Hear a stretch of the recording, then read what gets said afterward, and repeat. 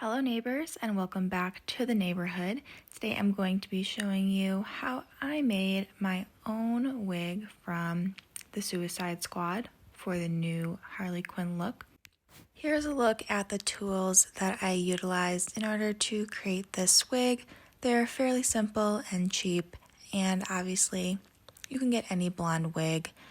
I would have preferred to have one that was pre-dyed red and black, but the only ones that I could find, they either had bangs or it was dyed all the way up to the hairline. So with that, I just thought it would be easier to do it myself. Not to say that this is necessarily easy, but after putting it on my head and parting it into two pigtails, I laid it down with some paper to guard it from stains, and I also slightly trimmed it because it was very, very long. Next, I mixed the alcohol with the dye to create a little spray mixture. I did this both with the red as well as the black.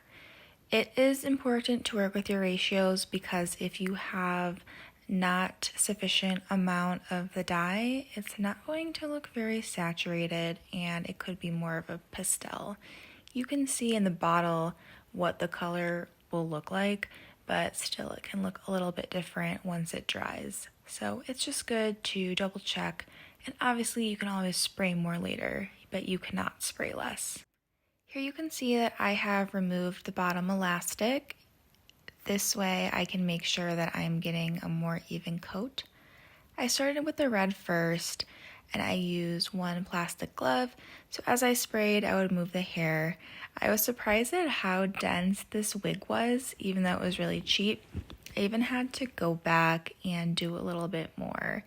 I will say that I am not an expert at this. This is just for fun. I'm not a professional cosplayer or anything like that. So this isn't going to be anything that you would pay $100 or more for.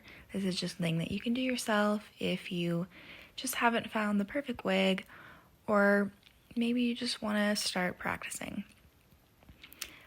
Next, you can see that I'm going in on the black, and I did feel like the black ink here was not very, very dark. As I was spraying it, it definitely had more of that gray tone than a pure black. So I was thinking about going in with RIT dye and dyeing it. However, the directions for this wig said that it is not suitable for heat over 120 degrees. So with that, the ink is definitely better for me. Here you can see that I'm just double checking the saturation. And after letting it dry, I'm sorry I didn't show it, but I put it on my boyfriend's head and braided it. I also cut the little front fringes. I'm not a hairdresser, so it's not going to look like it's professionally done. I also recommend using this Pledge polish. It'll make it look a lot more silky.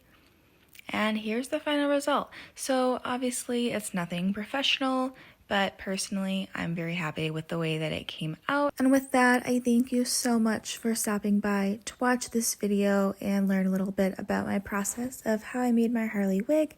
Please feel free to leave any questions in the comments, and I would really appreciate if you hit the subscribe button. See you next time.